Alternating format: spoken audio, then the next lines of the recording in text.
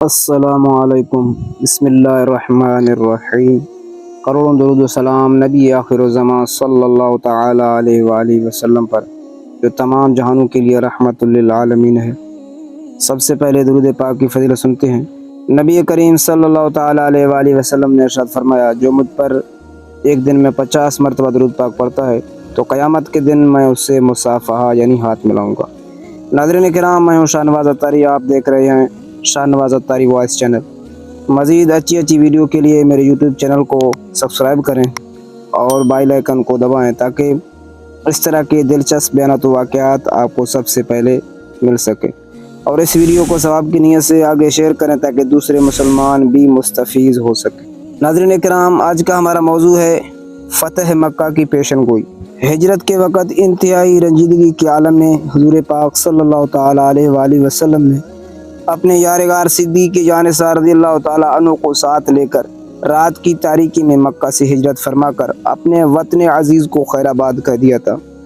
اور مکہ سے نکلتے وقت خدائے کے مقدس گھر خانہ کعبہ پر ایک حسرت بھری نظر ڈالی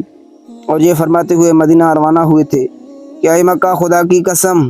تو میری نگاہ محبت میں تمام دنیا کے شہروں سے زیادہ پیارا ہے۔ اگر میری قوم مجھے نہ نکالتی تو میں ہرگز تجھے نہ چھوڑتا۔ اس وقت کسی کو یہ خیال بھی نہیں ہو سکتا تھا کہ مکہ کو اس بے سر و سامانی کے عالم میں خیر آباد کہنے والا صرف 8 ہی برس بعد ایک فاتح اعظم کی شان و شوکت کے ساتھ اسی شہر مکہ میں نزول اجلال فرمائے گا اور کعبۃ اللہ میں داخل ہو کر اپنے سجدوں کے جمال و جلال سے خدا کے مقدس گھر کی عظمت کو سرفراز فرمائے گا۔ ناظرین کرام، ہوا یہ کہ اہل مکہ نے صلح حدیبیہ کے معاہدے کو توڑ ڈالا اور صلح نامہ سے غداری کر کے عہد شکنی کی۔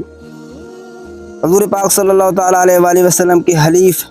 بنو خزاعہ کو مکہ والوں نے بے دردی کے ساتھ قتل کر دیا۔ بیچارے بنو خزاعہ اس ظالمانہ حملے کے تاب نہ لا کر حرم کعبہ میں پناہ لینے کے لیے بھاگے تو ان درندہ صفت انسانوں نے حرم الہی کے احترام کو بھی خاک میں ملا دیا اور حرم کعبہ میں بھی ظالمانہ طور پر بنو خزاعہ کا خون بہایا۔ اس حملے میں بنو خزاعہ کے 23 آدمی قتل ہو گئے۔ اس طرح اہل مکہ نے اپنی اس حرکت سے حدیبیہ کے معاہدے کو توڑ ڈالا اور یہی فتح مکہ کی تحمید ہوئی۔ چنانچہ 10 رمضان المبارک 8 ہجری کو رسول پاک صلی اللہ تعالی علیہ وآلہ وسلم مدینہ سے 10,000 لشکر پرانوار کے ساتھ لے کر مکہ کی طرف روانہ ہوئے۔ مدینہ سے چلتے وقت نبی پاک صلی اللہ تعالی علیہ وآلہ وسلم اور تمام صحابہ کرام روزہ دار تھے، لیکن جب آپ مقام قدیہ میں پہنچے تو پانی مانگا اور اپنی سواری پر بیٹھے ہوئے پورے لشکر کو دکھا کر آپ نے پانی نوش فرمایا اور سب کو روزہ چھوڑ دینے کا حکم فرمایا۔ چنانچہ آپ اور آپ کے اصحاب نے سفر اور جہاد میں ہونے کی وجہ سے روزہ رکھنا موقوف کر دیا۔ غرض فاتحانہ شان و شوکت کے ساتھ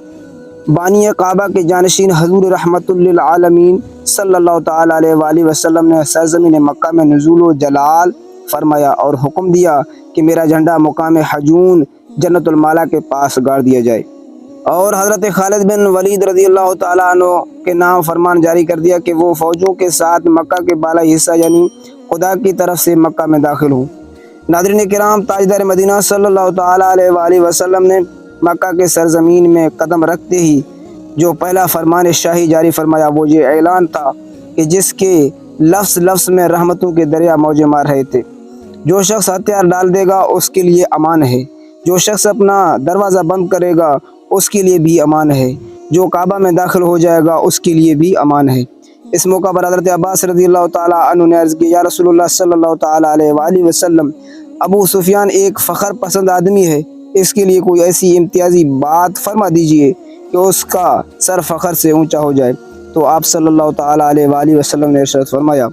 جو ابو سفیان کے گھر میں داخل ہو جائے گا اس کے لیے بھی امان ہے۔ نبی پاک صلی اللہ تعالی علیہ وآلہ وسلم جب فاتحانہ حیثیت سے مکہ میں داخل ہونے لگے تو آپ اپنی اونٹنی قصوہ پر سوار تھے اور آپ ایک سیاہ رنگ کا امامہ باندھے ہوئے تھے، اور بخاری میں ہے کہ آپ کے سر پر مغفر تھا۔ آپ کے ایک جانب حضرت ابوبکر صدیق رضی اللہ تعالی عنہ اور دوسری جانب اسید بن خضیر رضی اللہ تعالیٰ عنہ تھے، اور آپ کے چاروں طرف جوش میں بھرا ہوا ہتھیاروں میں ڈوبا ہوا لشکر تھا، جس کے درمیان کو قبہ نبوی تھا۔ اس شاہانہ جلوس کے جاہ و جلال کے باوجود شہنشاہ مدینہ صلی اللہ تعالیٰ علیہ وآلہ وسلم کے شان تواضع کا یہ عالم تھا کہ آپ سورہ فتح کی تلاوت فرماتے ہوئے اس طرح سر جھکائے ہوئے اونٹنی پر بیٹھے ہوئے تھے کہ آپ کا سر اونٹنی کے پالان سے لگ رہا تھا۔ آپ کی یہ کیفیت تواضع خداوند قدوس کا شکر ادا کرنے اور اس کے بارگاہ عظمت میں اپنی عجز و نیاز مندی کا اظہار کرنے کے لیے تھی۔ ناظرین کرام، پھر نبی کریم صلی اللہ تعالیٰ علیہ وآلہ وسلم اپنی اونٹنی پر سوار ہو کر اور حضرت اسامہ بن زید کو اونٹنی کے پیچھے بٹھا کر مسجد حرم کی طرف روانہ ہوئے، اور حضرت بلال رضی اللہ تعالیٰ عنہ اور حضرت عثمان بن طلحہ حجبی رضی اللہ تعالیٰ عنہ کعبہ کے کلید بردار بھی آپ کے ساتھ تھے۔ آپ نے مسجد حرم میں اپنی اونٹنی کو بٹھا دیا اور کعبہ کا طواف کیا اور حجر اسود کا بوسہ دیا۔ کعبہ کے اندرونی حصار 360 بتوں کی قطار تھی۔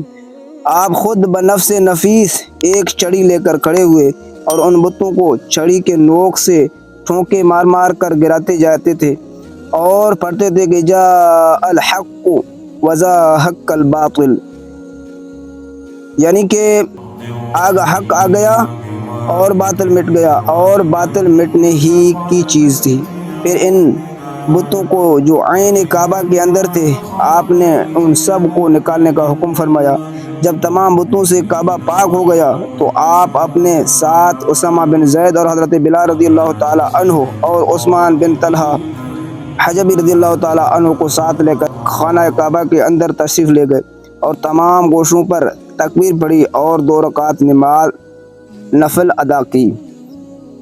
کعبہ مقدسہ کے اندر سے جب آپ باہر نکلے تو حضرت عثمان بن طلحہ رضی اللہ تعالیٰ عنہ کو بلا کر کعبہ کی کنجی ان کے ہاتھ میں عطا فرمائی اور ارشاد فرمایا، لو یہ کنجی ہمیشہ ہمیشہ کے لیے تم لوگوں میں رہے گی، یہ کنجی تم سے وہی چھینے گا جو ظالم ہوگا۔ ناظرین کرام، اس کے بعد حرم الہی میں آپ نے سب سے پہلا دربار عام منعقد فرمایا، جس میں افواج اسلام کے علاوہ ہزاروں کفار و مشرکین کے عوام و خواص کا ایک زبردست ازدحام تھا۔ اس دربار میں آپ نے ایک خطبہ دیا اور پھر اہل مکہ کو مخاطب کر کے آپ نے فرمایا کہ بولو، تم کو معلوم ہے کہ آج میں تم سے کیا معاملہ کرنے والا ہوں۔ اس دہشت انگیز اور خوفناک سوال سے تمام مجرمین حواس باختہ ہو کر کانپ اٹھے، لیکن جبین رحمت کے پیغمبرانہ تیور کو دیکھ کر سب یکا یک بول پڑے، آپ کرم والے بھائی اور کرم والے باپ کے بیٹے ہیں۔ یہ سن کر فاتح مکہ صلی اللہ تعالیٰ علیہ وسلم نے اپنے کریمانہ لہجے میں ارشاد فرمایا،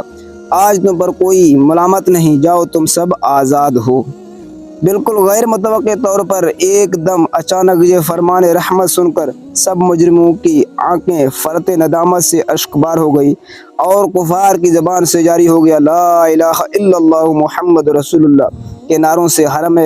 کعبہ کے در و دیوار پر بارش انوار ہونے لگی۔ مجرموں کے نظر میں ناگہاں ایک عجیب انقلاب برپا ہو گیا کہ سما ہی بدل گیا، فضا ہی پلٹ گئی اور ایک دم ایسا محسوس ہونے لگا کہ جہاں تاریک تھا ظلمت قدا تھا سخت کالا تھا، جہاں تاریک تھا ظلمت قدا تھا سخت کالا تھا، کوئی پردے سے کیا نکلا گھر گھر اجالا تھا۔ ناظرین کرام، ملتے ہیں ایک نئے دلچسپ سٹوری کے ساتھ، تب تک کے لیے اللہ حافظ، اپنا خیال رکھیے، اللہ پاک آپ کا حامی و ناصر ہو، والسلام۔